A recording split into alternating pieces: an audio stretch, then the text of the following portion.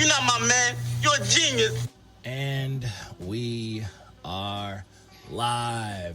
What's going on, peoples? This is another iteration of the Who's Man series. This is the NotYaManz podcast interview series where we interview artists that, you know, need to just get their words out there. But there's not a lot of that going on, and everybody seems to only care about people if they're a one percenter. So we're here for everybody.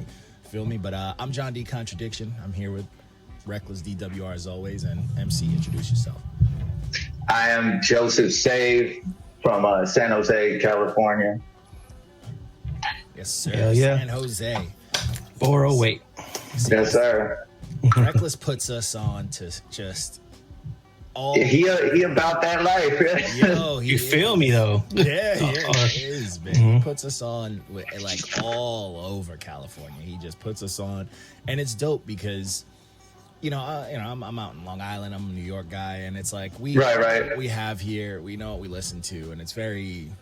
If it's not on the radio, it's super underground. Right. And it's just, we're not always exposed. Like, back in the day, you could be exposed to more stuff because people were a little more open to listening to all sorts of stuff from different areas. And they knew, like, the culture behind it. But nowadays, everybody listens to so much so of the same thing. I feel like it's harder to get access to. Yeah, I feel like that's odd, though, because just with the internet being what it is now, people have access to literally everything, Yeah. And it's weird. It's like we've regressed. Like, we have this open everything, but we're not using it. Yeah, you feel me? Like I can't say weird, but like the mass majority isn't using it, and that goes for like knowledge too. Kids they're not right. Yeah, no, it's wild that you have literally all of mankind's combined knowledge at your fingertips all the time, and we use it primarily for fuck shit. I'm guilty as well, but yeah, same here. It's shocking. Like, I can look up how to build stuff on YouTube all day, and why don't I just become a carpenter at this point? You know what I'm saying? Yeah, right. You can pick up any trade. You can get a doctorate on YouTube these days. Really, like everything's out there. Textbooks, everything. Yeah, it's right there. Like, I'm a big fan of books. I even have like websites where I get free books. I'm reading all the time. Right. I'm like, man, I could use this for something a little more productive. Scrolling reels till like 3 a.m. Oh, yeah, that's a big problem for me right there, dude. I should be sleeping, and I'd be just on the next reel over and over. Yeah. Yo, that's the 3 steps back to the 2 steps forward. Right. Doom scrolling your lives away, but it is what it is. But so let's talk about you, man. Let's dive into you. So I was the one who got to review Drinking Alone. Correct. Yeah. Thank you. I appreciate you for that as well. Shout out for doing that. Truly. I mean, I really enjoyed it. I mean, out the gate, just, Drinking Alone, that holds weight to me because I've had, we all have those moments, and we go through it. Yeah, everybody go through it. Yeah, and when you're drinking alone, that's when you realize, like, maybe I have a problem.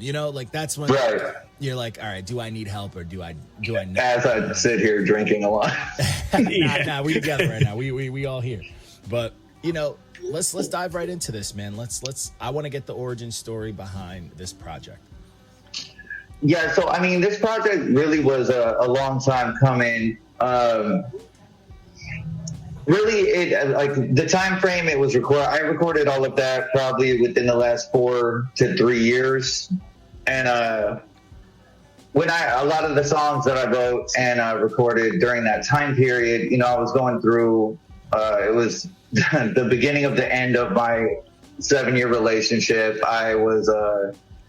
I've been drinking a lot. I was going through a lot of shit, heavy stuff. I've dealt with things like depression and existentialism and addiction issues for the majority of my adult life. So a lot of the things I write about, it's reflected in that. And so that's why, like, when I really sat down and collected all the songs for the project, I was like, fuck, this is kind of heavy. But I mean, it's real, though. Like, it's kind of like a timestamp for those periods in my life.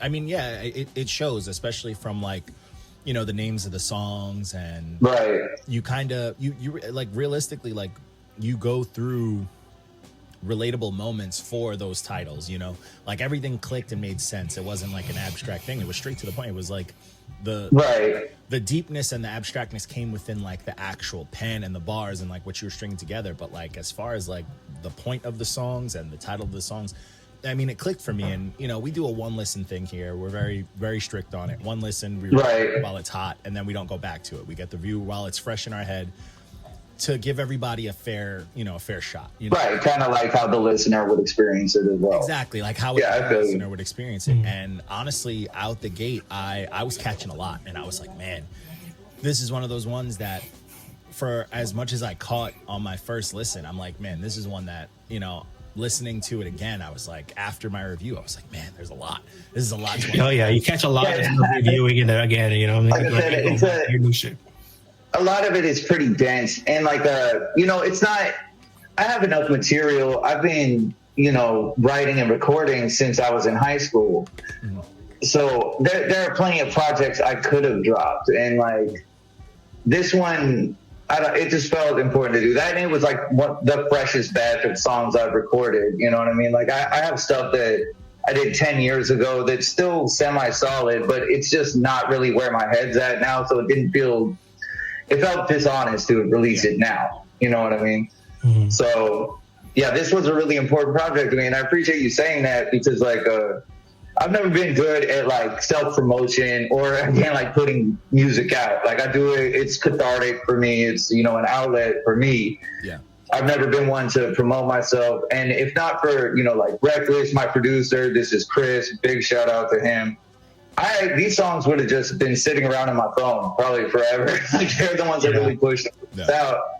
And I'm actually really glad I did, because the response I've gotten similarly is just from like people I know, like, not to put anyone on blast, but a person I met while in treatment hit me up just last night, and she was like, you know, like, I was listening to it and it's like so relatable because like I've been there, and it's just like, yeah, that's the response I'm going for. That's what's important to me. Like, it's more important than people hearing it, I guess, which doesn't really make sense. Like, it matters to me that people like understand that they're not the only ones going through this shit. Yeah, like, we all deal with it. I definitely can respect that. I mean, it was a lot. I found myself finding a lot of moments where I'm like, man, I could put myself in these shoes. Like, I've experienced something like that. I can put myself here. And it like never ended. It was just back to back. Right. It made it it's very human. It's like, all right, we're all human. You know what I'm saying? Like, hey, that's a real big deal to me, man. Thank you. No, yeah. And that to me, I feel like, so, I write too, and I feel like a lot of people lose that in the glitz, the glamour, and like the business of music. Right, absolutely. But yeah, that's the beautiful thing about hip hop in general is like, yeah, you can, like, it's very braggadocio, and like, it's, you know, you want to stun on people because that's like a big aspect of what the culture is. But on the other side of that, it's very much like talking about the struggles you've been through, the place you come from. That's where its roots really are. And be that, you know, it could be anything coming from, you know, poverty or violence or, you know, the broken homes and whatnot. It's the struggle. And so I just did that as it applies to me, because I could do like big flashy songs and shit. I do stuff like that too, but that's not really my primary. That's not where my heart's at. You know what I mean? Yeah, that's like a flex. That's for fun. Let me just flex. Right. Let me do a warm up. You know, let me shoot around at the gym. Let me not jump into a game. You know, like that kind of. Right. Yeah. No. See, that when I first started writing, you know, I was probably like 17 when I first started recording, and I was really just trying to impress my friends, and like we were very much on some like fucking demigods, you know, Jedi mind trick shit. Yeah. So like all my songs, I was just like, I'm a fucking Viking, or like, you know what I mean? Like talking about aliens and shit. Hell yeah. And once we left high school and I kind of branched off on my own, I was like, hey, you know what? I'm just mega depressed and a drug addict. And like, so that kind of started seeping more into my music and became my sense of focus, because I felt like the less people I had around that I thought I needed to impress, the more, you know, honest with myself I could be in terms of my writing. Yeah. Mm-hmm. No, I wholeheartedly like see that. I believe that, and I feel that. You know what I'm saying? Like, I'm very big on everybody jokes around, but I've marginalized it by calling it like sad boy raps. But it's like It is sad boy rap. it's honest. You know what Exactly. I'm saying? That's an easy way to put it, but it's honest. And you don't necessarily have to be sad to write it, but you have to have been sad. You know what I'm saying? Like you have to feel there. Well, see, that's the thing, because there's also different lanes you can take in terms of like sad boy rap, because it's not, you know, it's just like depression rap, really. Like it's just like heavy depression rap, clinical depression rap, if you will. Yeah. But it's real, you know what I'm saying? And that's what like you can separate and hear from a lot of artists. You can hear when something's authentic, and you can tell when something's kind of like copy and paste. They're just like Logic putting out the Suicide song. It's like that's some copy. Okay. All right. That's some bullshit. You know what I'm saying? Right. You know, you wrote that well after being a millionaire. You're fine. You know. No, see, and that's the thing is like, again, I never like put this out like this is gonna bum people the fuck out. Like I never really intended to release this stuff. Like I did this, like I said, this is like, not to sound cliche and corny, but it is like therapeutic for me, because it's like, no, it is, yeah. It gives me an opportunity to get this shit out, you know what I mean? And once I have it recorded, like I can play it back, you know, and dwell on things. But yeah, I never really pictured the response I was going to get, and it's been good for the most part. But yeah, it's kind of what I expected. People are like, oh, it's really good, but like, are you okay? You know what I mean? Yeah, no, I'm straight. And you know what? That's like a hard thing for people to grasp too. Like I'm very big on that. I love music as like it's a form of me venting. And for me, it's like I don't think it's a cliche thing for it to be therapeutic, because realistically, like you're getting it off your chest, which is what you do in therapy. But for me, I think for me, the beauty of the music is if you can really, like if you wrote something and then you listen to it the next day and it puts you right back to wherever mind state you were when you wrote it, you did a good job. You did something. You know what I'm saying? And that to me that's better. You know, that has more value to me than just like, you know, and nothing against therapy, but like that to me has more value, because it's like, no, yeah, absolutely. I have quick access to that feeling in a 3-minute, 2-minute song whenever I want. Right. Like it's, like you said, I have quick access to it. And in a sense, it's like I can go back, you know, because like I said, it's been a couple years since I recorded these songs. And I can listen to it now and, you know, see how, like what moves I've made and the differences that I see in myself since I recorded those songs. And like where it is like at the same time, it's like, damn, I was in like a really fucked up place when I did this. Yeah. But it's just like, well, things have been going pretty well, like in hindsight. It's a solid checkpoint. It's a reminder, you know, and a lot of times people get that from, you know, people around them and like validation and stuff, but it's like you're getting it from yourself.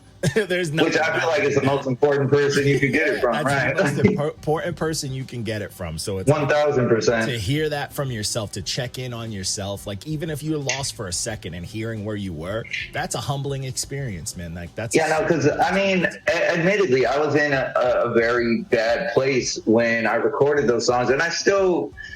You know, a lot of the stuff I write now is still kind of a bummer, but it's more reflective. You know what I mean? It's like, oh, this is where I was. Here's where I'm at now.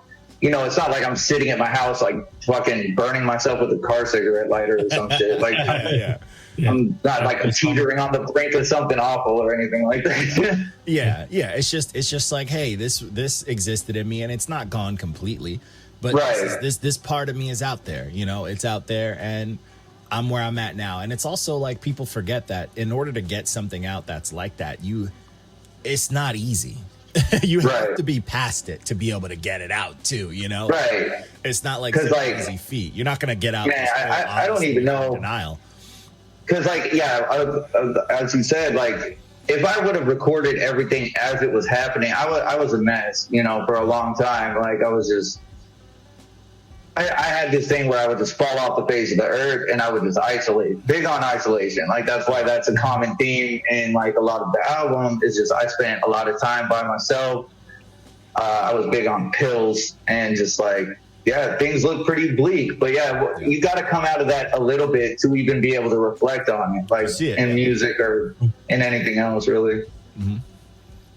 Yeah, not to me, that's powerful.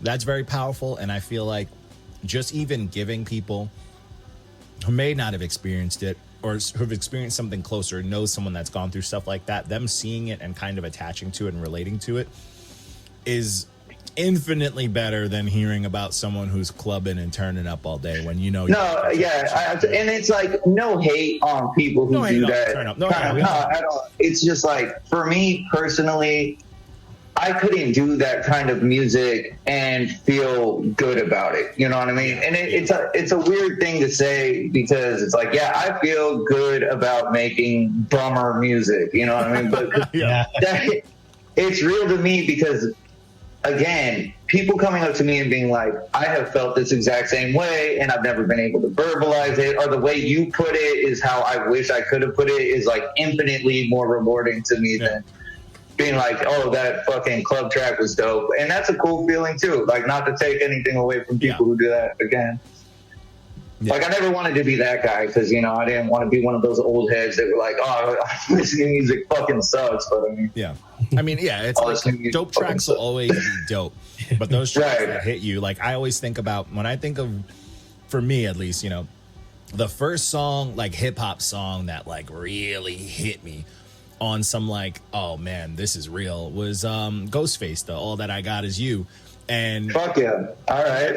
And that, you know, and that track, this is Ghostface, bro. He got a fucking eagle bracelet. Yeah, no. Splash. He's always talking some slick, cool shit. But he hit right in the heart. Oh my god, that video and that song, the video, and I'm like, bro, like, and that made him human, and that was like, that made me a permanent fan. He could do whatever, he could do no wrong after that because he was able to produce something so real, relatable, right? To well, everyone. Like you said, it's very humanizing to see your favorite artists do stuff like that. Because I grew up, I'm still to this day, I will die a huge Wu-Tang fan. Oh yeah, and it's funny you talk about it because like I grew up in San Jose. I lived in California my entire life, but what shaped and molded my taste in music, hip hop specifically, is like I listened to from like fourth grade on, just like a lot of Wu-Tang Clan. I had 36 Chambers on tape. Boot Camp Click was a big one. Fucking love Boot Camp. You know, Helter Skelter's dope. Rest in peace, Sean Price. Sean Price, rest in peace. Mm-hmm. Yeah, no, and it's like that kind of, you know, and even like Sean Price, like there's, you know, there's specialists. You can do the this, the that, and that, but it's like when you actually put out some like real heartfelt shit, that's where you lock people in, you know, like me, I don't even consider myself a fan until it's like, all right, I need something from this. You got to give me at least one of those. Something to make me know you're human. Right. We love Two Live Crew's music. Like, we like Two Live Crew, but we're not gonna say that's our favorite artist. You know? Yeah, exactly. You know, we love Two Live Crew. Legend. Two Live Crew putting out a track that really tugged at the heartstrings would be fucking wild. Huge, but I'm not mad at it, bro. You know what I'm saying? Well, I was like, you love to see it, you know? Yeah. I mean, we'll welcome, but I mean, right now, I feel like for the older artists, like this is their time. We've seen them flash for over 2 decades and such. This is their time. Like I bring it up almost every podcast, every episode we interview people. But like when Nas dropped "Life Is Good" about his divorce, I was like, "This is the greatest thing Nas has ever put out." It brought him. Nas is still consistently putting out really dope albums. He's king of New York because of that. Still super dope. But it's like him putting out that album and being so honest about his divorce and all that shit with Khalees was like, oh man, he's human. And that dude's been like, that's a very teenager, you know? It's a very real life thing to do, right? Now easy to talk about. Yeah, and it's like in private, much less in the whole when album. he did that, bro, it like made me take a step back for all my favorite. I was like, nope, Jadakiss owes me one now. Now, like, everybody owes me a Life Is Good now, or else I'm never gonna take them serious. Like we've heard. Jadakiss need to drop something about like, you know, waiting to be done with child support or something. Or even about starting his vegan business and stuff. Give me something real. You know, what really happened with fucking. I want a dick track about the opening a food truck or something. Yeah, and how tough it is, you know, bro. I went back to college in my 40s. You know what I'm saying? That would be real. I'm embarrassed. Give me something, bro. Like, even like LL just dropped some heat and he's rapping about politics and all sorts of shit. I'm like, go ahead, LL. Like, this grown folks rap, you know? This is the time for them old heads to come out. We don't want to hear you flashing, talking some slick, cool shit. Like, no, you've been cool our whole lives, bro. Yeah, you've been cool for 30 years now. Be human. Be human. Do some regular shit. Yeah, let me hear about like you're over 40, 50. Let me hear about your lawn, bro. Like, give me something. Yeah. It was cool about him getting a colonoscopy or something. There you go. When Andre 3000 was saying that shit, fact. Yeah, and he's the one who first embraced it. I'm happy to be fucking over 40 now. It's fine. You have to be embracing that shit. He's the first one to really make that cool to even want to embrace that part of your life. Yeah, it's real. It exists. It's real. I mean, we all gonna get there. Aging is fucking. No, we can do about it. We all doing it. Yeah, no one get out alive. Yep. No. And it's like for that too. It's like you got this. I think this is the time for the the pioneers and the elders of hip hop to prove that ageism shouldn't exist in hip hop. Right. This whole young shit. Yeah. It's kind of it's a really interesting time to be alive in terms of hip hop and the culture, because we are seeing like the greats go into old age. They've been doing it in rock and roll forever, where these dudes are touring well into their 70s and shit like that. And now we're coming up to seeing like all the big names from the golden age of hip hop, like all the dudes that were big in the early 90s, and they're pushing 60 and they're getting up there. I mean, Big Daddy Kane is still touring, bro. Right. That man has flowers. Like, somebody talk about that. Like, he's still rapping with young. He had a track come out with like Afro and Snow the Product, like with young cats, bro. Like, get out there, bro. Yeah, right. And people made sense. It was still dope. Yeah, like, come down. And he honestly cooked on that track. He held his own, but he did better than damn near everybody. But it's like, come down to earth. Like, and the older cats are so established that they don't need the big pushes and all the companies. Right. Like, they can just, this artist. They can put something out. People gonna listen to it. Rap with someone. Yeah, people gonna listen. So rap with the youth. Like, save hip hop. Like, since you guys let it go when they were younger, save it. Yeah, I mean, someone needs to come along and like big bro people and shit. Like, come on. Yeah, do it the right way. Like, KRS-One still touring, still doing his live freestyle, still showing people that MCing exists. We need He's more dope of live that. too. He's crazy. Well, yeah, because that's the thing. Like, as an old head myself, it's easy to get out there and be like, "Oh, kids suck. All you kids fucking suck." But like, to really get out there, because there's a lot of dope younger artists out there too. It's just like they need representation and everything too. And having an older cat who is established in the game come out and put on with the younger people, I feel like would be a great look for both. Would be dope, man. That's why, like, there's a lot of I rock with Master Ace heavy because he's still putting out albums and he still works with like upcoming like New York artists and other producers. Right. He's still working, and like he doesn't have to, Right. Master Ace is probably chilling, I'm sure. I don't know nobody nothing, bro. Like, you have it on fucking on file, like on public forum, that Eminem says he used to sneak out to watch you live when he was famous. And Master Ace is very obviously a huge influence for that man. So it's like you won as an artist. You don't need to put out music, but it's like dope to see him working with young cats, and it's like that's dope to me, man. I would love to see that. Like, I would like to see the young and the new instead of just always beefing. I'd like to see, let's get some back and forths. Let's get some. Yeah, let's bridge some of these gaps. Yeah, the runs that we can. Let's bridge them. Why not? Mix it up. Because I mean, I would like to hear.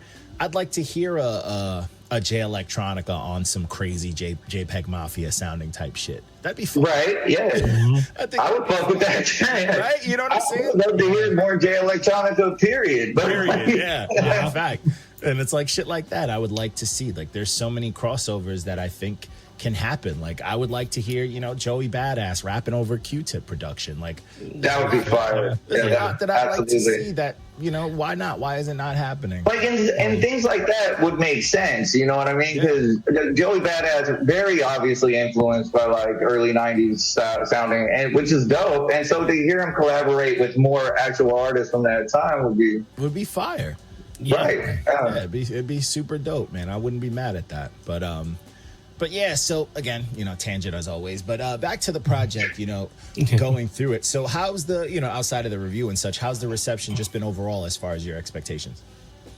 So like I'm not going to be like, oh, I'm the most humble person alive. It's just, I guess I didn't expect it to be as warmly received as it has been, because I've gotten a lot of real positive feedback on it. Again, it's like the reviews from like my peers I've gotten on it have been largely positive, but also there's a lot of concern there. There's like, yeah, are you all right? But yeah, which is not to say that's what I was going for, but at least I know with that response that the emotions that I was trying to convey got conveyed properly. You know, because I like listening to it. I was like, damn, I'm worried about myself back then. Like, I was going through it, you know? Yeah. You know what though? I mean, for my listen, I you know, obviously I was like, man, he's been through some stuff, but I also did get the feeling that this was like a complete thought, you know? Like I feel like you closed the story, you know, like no, absolutely. And yeah. That's the thing. I am currently working on some new stuff, and it is a lot more, it's just more reflective, and I'm trying to, you know, put more out there. Like you do get through this kind of shit. Like people do experience this, but you do come out on the other side of it. Like, you know, not everything's all, you know, doom and gloom and misery. Yeah. But yeah, no, it is, it very much on it. Right. It was just, like I said, it's a time capsule for everything I was going through at the time. And during the time I was writing that project, that shit was very real to me. Like I felt very nihilistic. I'm just thought none of this shit mattered. And like I said, I wasn't even planning on putting it out, but now that it's out, I am happy with it. I was just like, initially I was like, no one wants to hear this shit. This shit sucks. But like, I'm proud of it now that it's out. You know? Yeah. Yeah, so are we, man. We've been pushing this man to push his music forever. I'm like, I know, Now Reckless has been trying to get me to put shit out for, I don't know, like a decade plus. I mean, you know, this one too, man. I was when we spoke to Tragic One on here.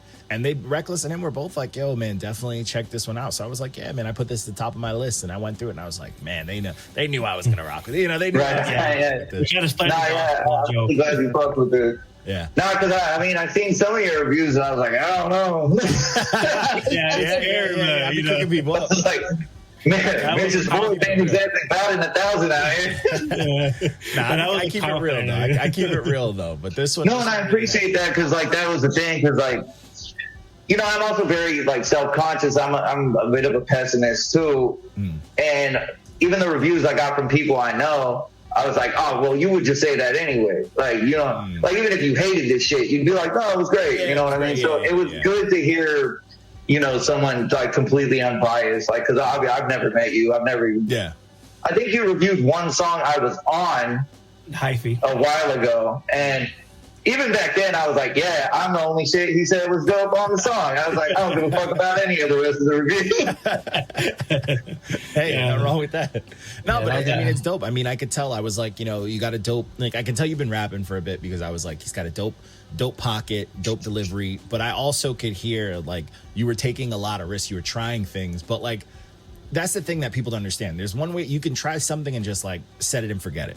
But then there's there's artists who work on it like, no, I need this to sound at minimum like average, like, you know, and you really worked on the things that you were it sounded like things that you were trying and you still pulled it off, which is super dope. Like that shows care. You know what I'm saying? Right. There is a lot of things, you know, I'm sure like as an artist yourself, there's certain things where it's not exactly the lane you're always in, whether it be your vocal performance or how you deliver it or whatever. And in your head, even when you're rehearsing it over the instrumental, in your brain, you're like, yeah, this is fire. And then you get the recording and you're like, this is never going to see the fucking light of day. Yeah, it doesn't sound anything like it. Right. Then you try and try and try. And it's either you scrap it or you get it just good enough to like be like, I can listen to this. And I can fuck with this. Yeah.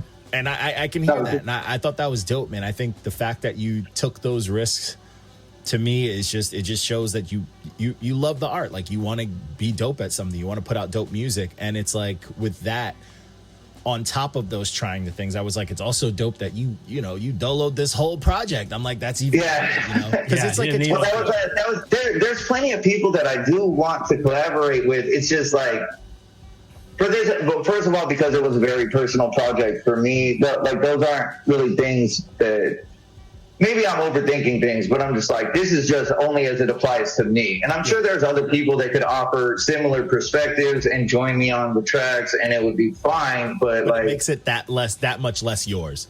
I know, right. Sometimes, like a lot of times, I mean, as an artist, we all know sometimes, I don't want to write no more to this. Let me get a feature. I have plenty of songs like that where I was like, well, I got my 16. But when the song like really resonates with you, it's like you can, then it's like either the features you truly know will take care of that message, or you're like, you know what, I got this, and I get that. You know what I'm saying? Like I truly get that, and I can. Well, that's kind of. In that sense, that's kind of why, like, my song structure has always been, like, a little bit all over the place. Because, like, with a lot of my songs, just in general, I will write until, like, I feel like I'm done. So if it's, like, a 12-bar verse, a 4-bar hook, and a 16, that's it. If it's, like, a 16 and a hook, that could be it. Or it could be, like, 64 bars or some ridiculous shit. I'm like, it'll be done when I feel like it's done. Yeah, when the thought's done, once you got it out as much as you need to get it out, it's like, I'm not going to force it. I got it out, and that's it. I don't. Right, because when I first started recording, I thought everything had to be like super formulaic. Especially, we're from a different era where it's like 3 16s, 16 hooks, 16 hooks. You don't hardly ever hear a song with 3 verses on it these days anymore. It's rare. That's too long now. Apparently, people were too short. It's crazy for it. Yeah, it's crazy. That's I blame the internet. Yeah, that's the attention span, especially with like I was always like, oh man, I like a good full album. But even now, from how much we review music, I'm like, all right, bro, I can't listen to a 4-minute song. I'm like, well, see, that's the thing, because like, with the amount of material I have, like my back catalog, I could have easily put out like a 25-track album or whatever. But first of all, most of it would be super old, and I didn't want to do that because that's just not where my head's at anymore. And plus, I was like, I don't even want to listen to that much myself. Like, I don't think anyone needs to hear that much Joseph say. It's a lot to like try to, especially now. You don't want to. Besides Reckless, Yeah, I mean, I listen to that shit all day. It's hard because you try to think too. Like, I don't want to cram this down people's throat. I don't want to force like a million songs. It's like you always now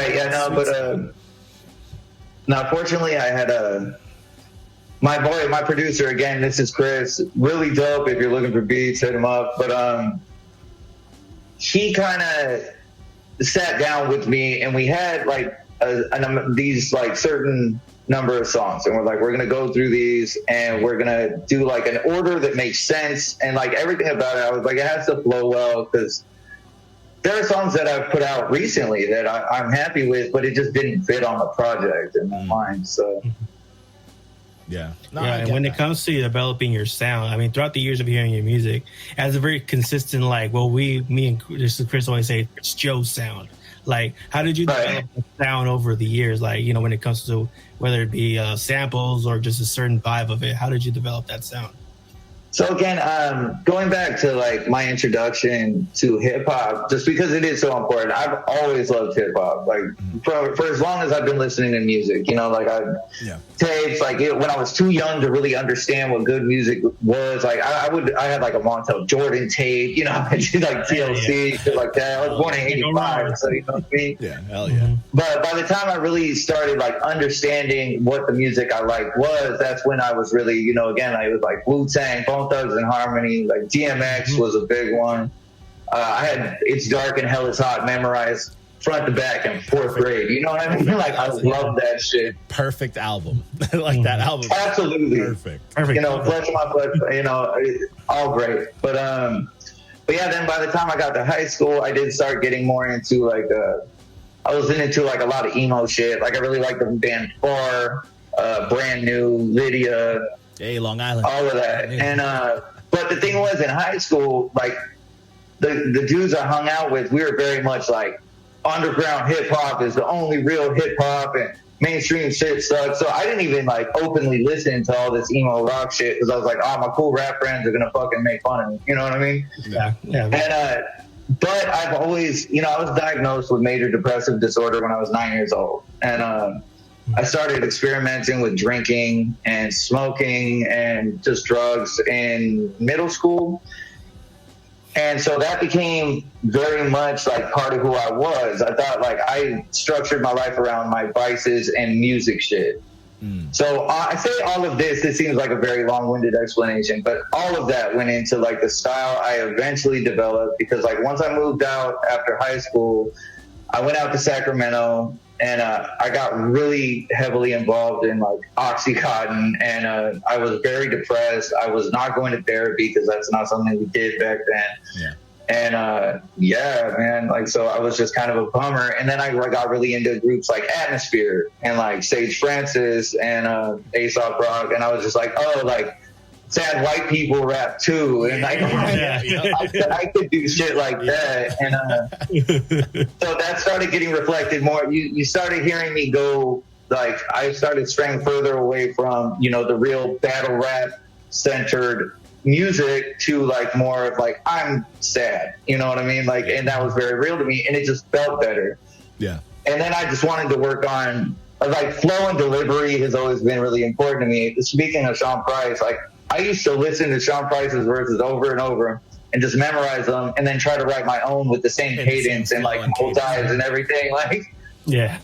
I mean, I will never be as good as Sean Price in any sense, delivery wise. But yeah, that's like how I formed my style, really. Yeah, no, but that's the way. Like that's what I tell a lot of people. Like flow is so important, and absolutely. You're not gonna get flow listening to the same rapper. You know, you have to experiment. You have to hear other. Like I remember, I was big on like, you know, big Q-Tip fan, and then I remember my homeboys gave me Project Pat's project. You know, and someone was listening to Nas, Jay-Z. You know, like.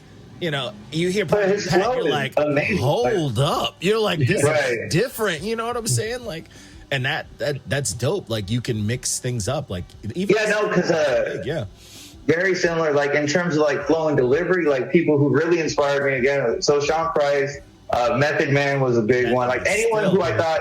Apathy from Demigods, I love his shit. Still, 8Ball and MJG, you know, like both of them. Like I was just like Big Pun. I was like, huge.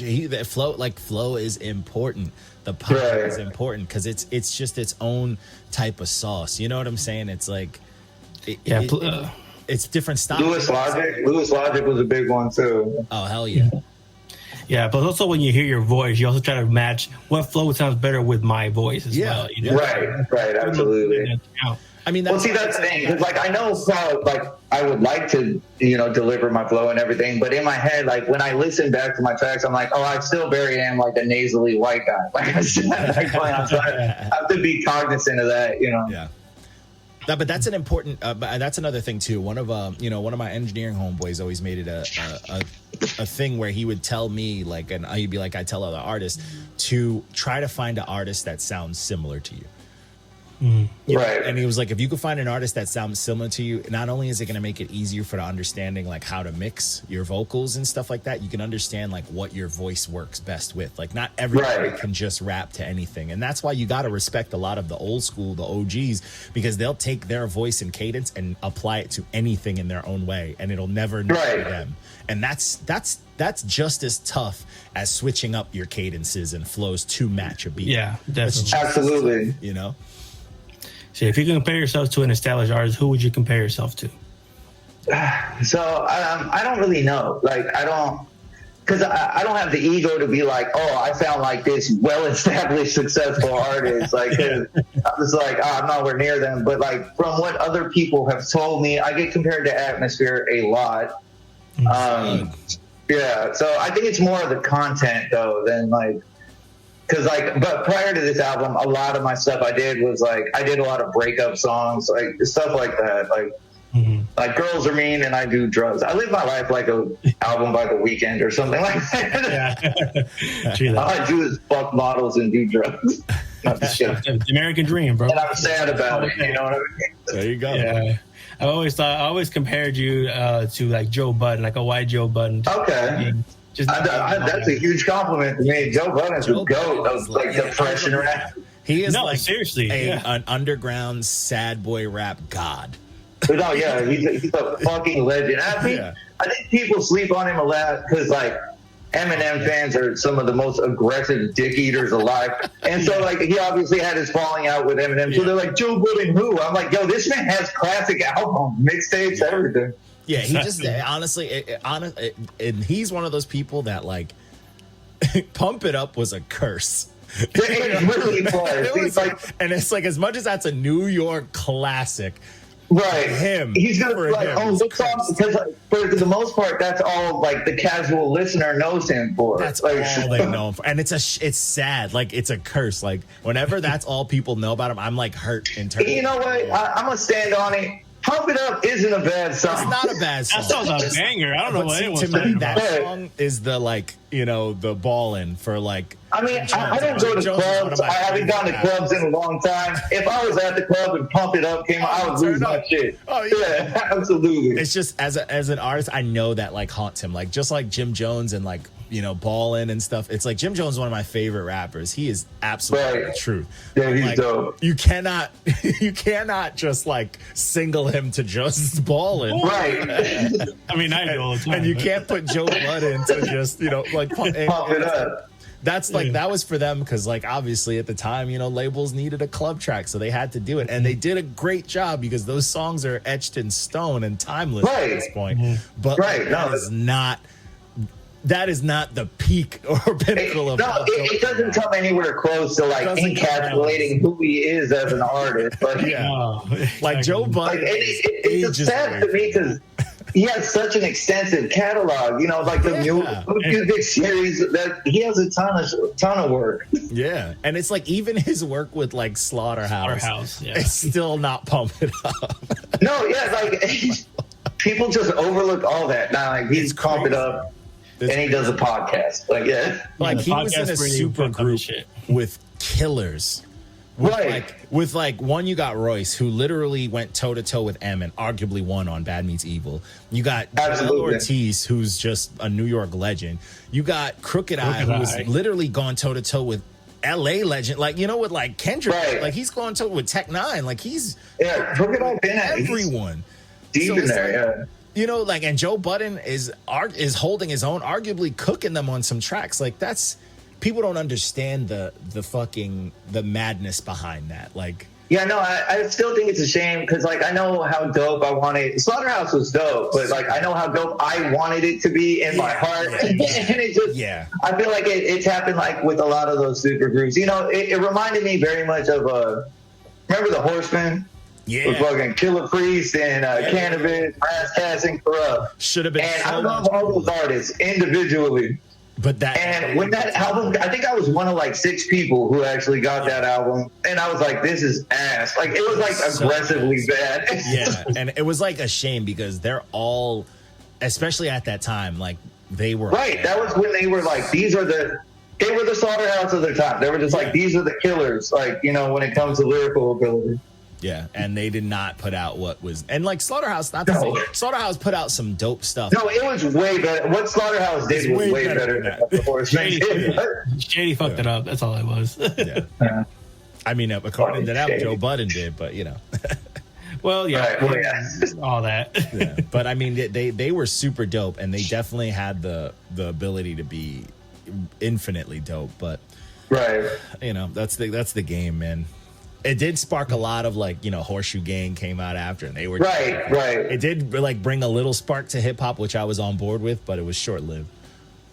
Now, crazy to mention Crooked Eye and Razzcast, so in the same breath. One of the dudes I used to rock with, like in high school, we had a group, and a little bit after high school, we were a duo or whatever. My boy Odious, he dropped the album in our early 20s, so this was like 17 years ago now almost, and he had features from Razzcast, from Crooked Eye. He had Juice on there. Like, it was wild. And I think him putting that album together burnt him out so much that he reviews stories now. He's doing real well. Shout out Odious. On Parallel Universe. Just follow him if you want. He interviewed Pharrell Monch recently on his toy review channel. It had nothing to do with just about figures. It was pretty cool. That's awesome.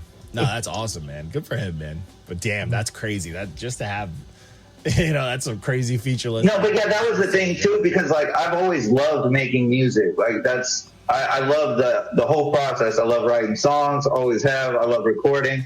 It's just I don't know what to do with it from there. Like I don't really care about, you know, putting shit out. Yeah. Like I just love doing it.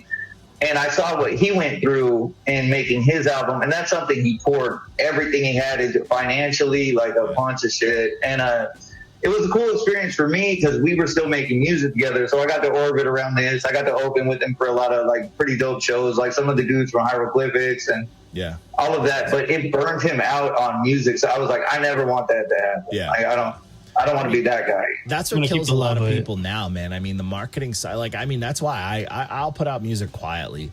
I don't even like, because exactly the marketing of it and all that extra, that work and the emails. Right. It's just not me. You know what I mean? I'm not DMing people. I'm not, you know what I'm saying? Like, right. I'm just not cool with that. If you rock with me. Well, see, even when my producer hit me up and he's like, oh, your album's streaming now, you got to take your Instagram off private. I was like, I don't know.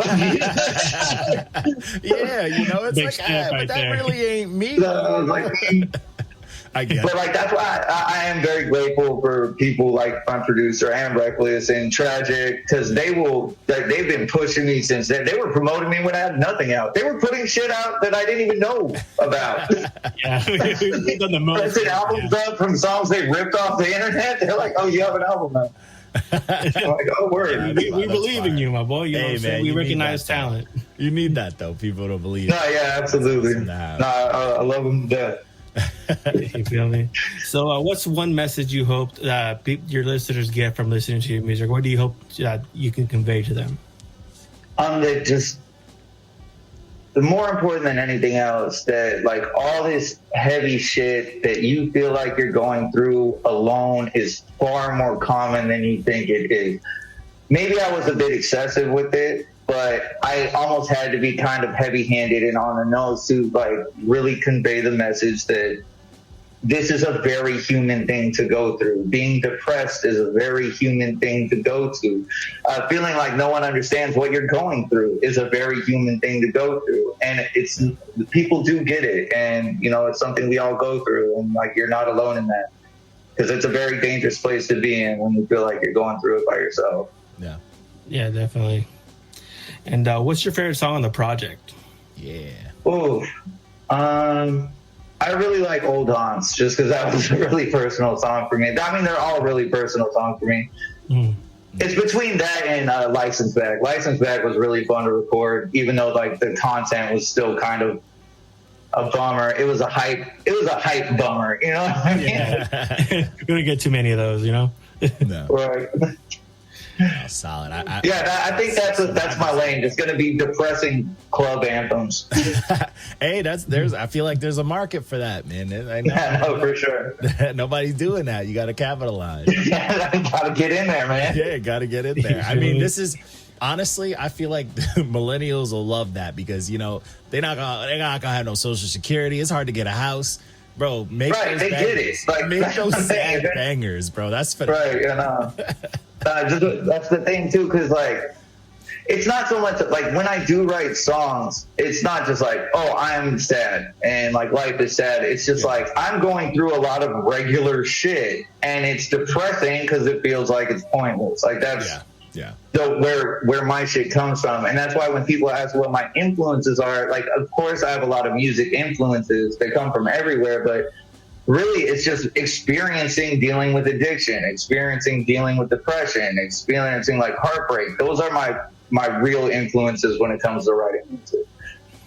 That's great, man. And how's your mental health at this point right now? Not great, but it's better than it was. But you know, I still go through it. Like I'm still going through the motions. You know what I mean? Like. But I feel like these days I'm a lot more well-equipped to handle it. You know, I went through some stuff about a year ago. I did go into treatment for like the third time in my life, but I feel like this time it kind of stuck. And, you know, I'm just trying to grow as a person every day. Like I'm trying to do this I'm just raw dogging life without my antidepressants again. You know, I feel like it's good to kick your brain chemistry in the dick every now and then, you know, to stop taking them. Yeah, man. See what your body can do for you, you know? Right, yeah. We're a machine. Our bodies are a computer. It's good. Let's see what... Yeah, no, we are, if nothing else, humans are very adaptable. So yep. It's about learning how to live with it. I don't feel like there's ever going to be a time where I'm like, I am the poster boy for mental health. Like, I fixed all my problems. If anything, I am learning how to live with that. Like, so, and that's the best I can really do right now. Okay. Hey, shout out to that, man. Salute to that. Exactly. And all the music you've put out, is there any songs that you revisit the most? I know probably right now you're on the really like on your album hype, but is there any song from the past you've done you revisit the most? Probably A Place Where Nothing Shines. It's only really on YouTube, but I go back to that pretty often just because I feel like that's really where I found my niche musically. Like, you know what I mean? Like that, I really fell into like, because I had done songs, you know, like when I went through breakups in my 20s. So I was like almost like diss songs, but like sad, you know, like about my ex-girlfriends. But that one specifically focused more on like the emotional impact it had on me. It wasn't like, oh, you did this to me. I'm like, this is where I'm at because these things happened. Like I brought this on myself because I am a mess. And I feel like that was more the lane that I always wanted to be in. It's more self-reflective than, you know, projecting my bullshit on other people. True that.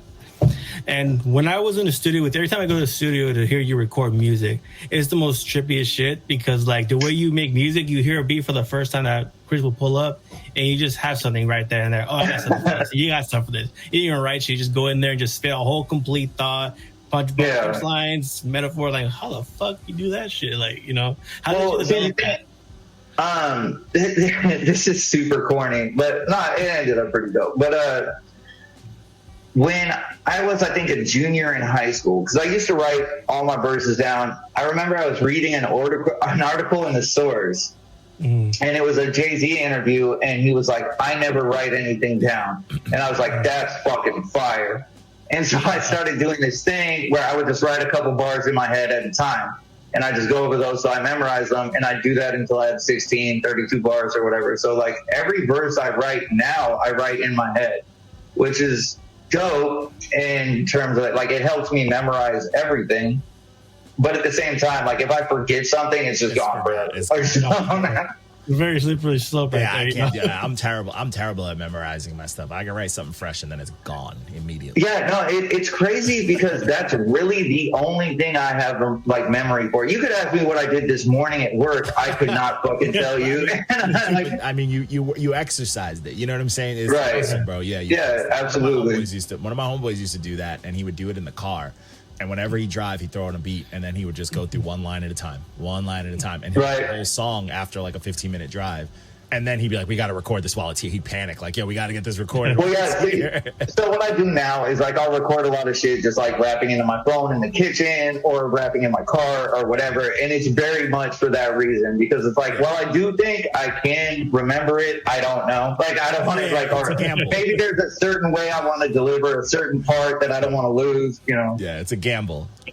Yeah, it's a gamble, but I get it. No, but it's all part of the game. It's a dope skill. It's a dope skill to have, like. Yeah, no, so yeah, that's what you're seeing when Chris throws on beats or whatever. That's all shit that was already there. It's just like I don't typically write I write with like a melody in mind for what I would like for a beat. Like, or I'll hear a sample and I'll be like, oh, if I loop this is what I would want to write this to.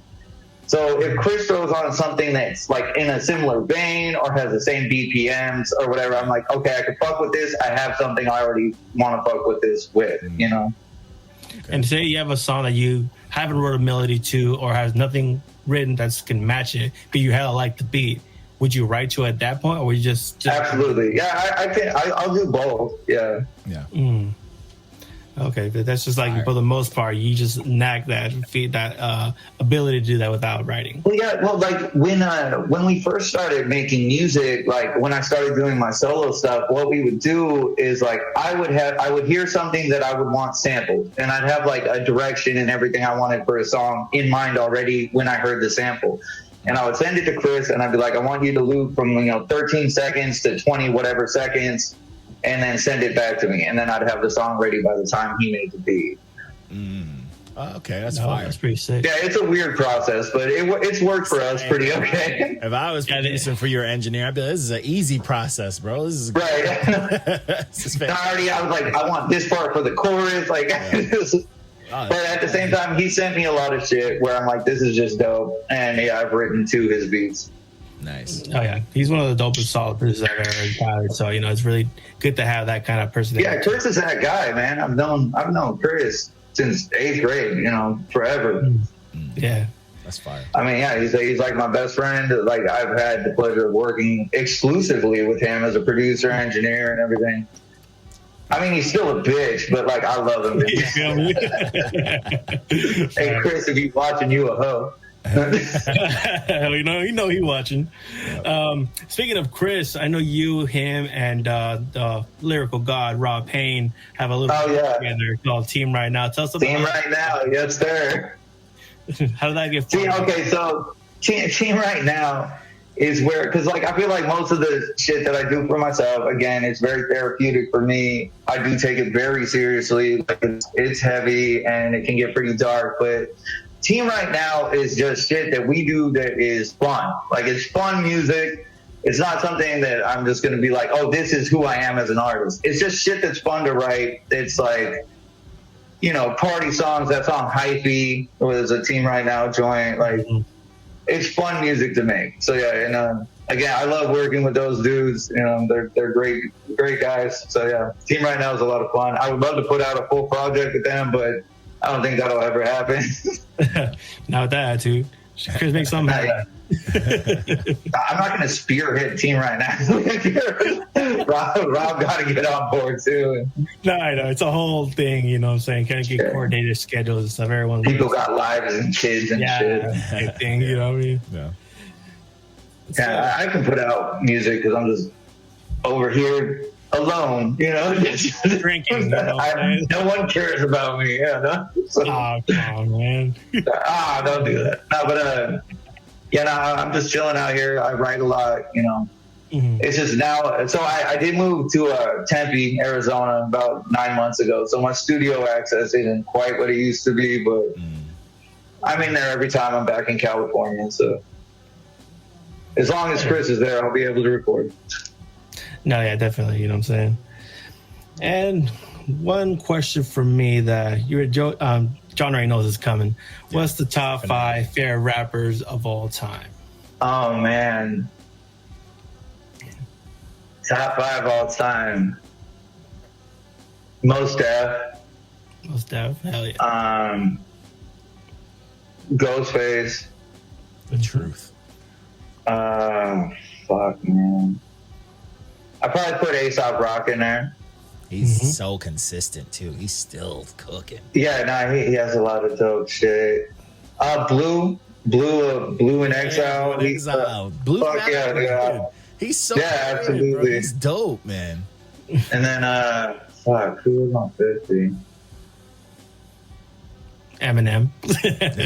Fuck you. It's cooking. Don't ruin his I don't hate Eminem. I'm just You're his biggest hater at one point. I remember that. No, I've grown since then. I don't hate that man, but I'm just not a fan. Yeah, I am. I probably Slug Atmosphere. Fire. That's a fantastic top 5. He has a great taste in music, you know what I'm saying? Yeah, fantastic. I listen to a lot of shit. So even picking 5 is really hard for me. You ask me again tomorrow, it might be different. Yeah, it'll change up, but that's still a solid 5, man. Yeah, and here's another. If I had to pick, Mos Def and Ghostface would be in every top 5 we put together. Oh, yeah, you got it. I think Supreme Clientele is probably one of my favorite albums of all time. Oh yeah, that's like there needs to be another word for like beyond a classic, Right? Yeah, because I mean, it's amazing. Yeah. Here's another 5 top 5 favorite bands of all time, either emo or punk, rock, or anything. Okay, Deftones. Glassjaw. Okay. I throw Brand New in there. Long Island. Fire. Lydia, and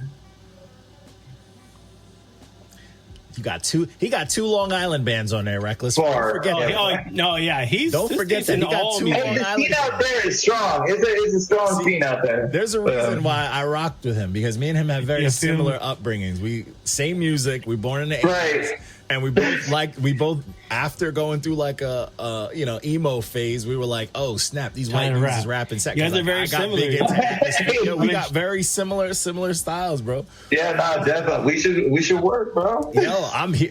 You guys are super down. I need to hear you on the track. Super down. Yeah. Yeah, no, let's get it. Yeah, you said I needed features. Hey, I'm super down, man. Records will tell you, I got a 24-hour turn time, man. He's insane with the turnaround. But I write. Like, I love writing. Like, I'm big on the way you write. Like, I write. We very, very similar, man. There's a lot of similarities. You guys can absolutely. Next time I'm out in California with the studio access, we'll definitely talk. You know, I'll have my people holler at your people. Yeah. Hell yeah, bro. Hell yeah. I got when I'm going through. I got a release on Friday, but after that, I'm gonna be dishing out some beats. But I got your name on the list. Bet. All right. Absolutely, man. Yeah, for sure. Mm-hmm. And what's next for Joseph Save after this project?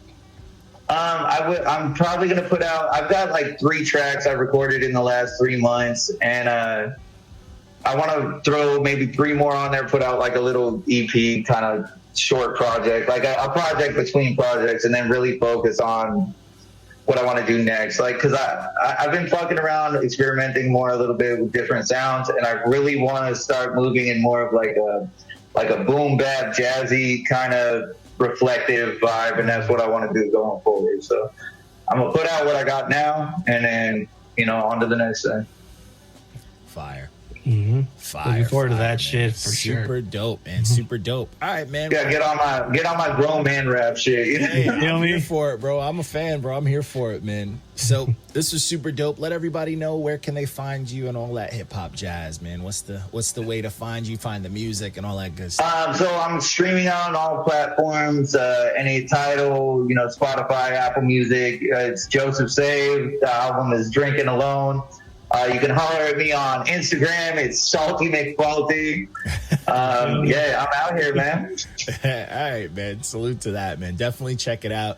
Have you seen the review on our website? It's linked all the streamings on the website. Again, hey, before we sign off, I appreciate you not only for reviewing my shit, but for really putting the spotlight on, hip hop and artists. Like, it's so important that people are doing this, and I appreciate you. The culture appreciates you. It's a big thing. I appreciate that, man. That's much appreciated, man. I love the culture. I'm a student of the game, and I just want to pay it forward. Absolutely. That's why I got people like Reckless with me. Reckless does the same thing, bro. Naturally, bro. Yeah, absolutely. Yeah, so it's dope, man. But yo, this was super, super, super dope, man. I truly appreciate you chopping it up with us. Yeah, man. Thanks for having me. Yeah, of course, man. Mm-hmm. I appreciate everybody who jumped in. Oh, I didn't even see what Chris wrote. He said you're always a hoe, Joe. Like, love you too, buddy. But yeah, man, this was super dope, man. I truly appreciate you, and I hope that this project honestly surpasses what you even expected of it, and I hope it just keeps getting those streams, man. I feel like people need time will tell, man. Yeah, for sure, man. But yo, we're signing off, everybody. We appreciate y'all, man. Y'all have a good one. Peace.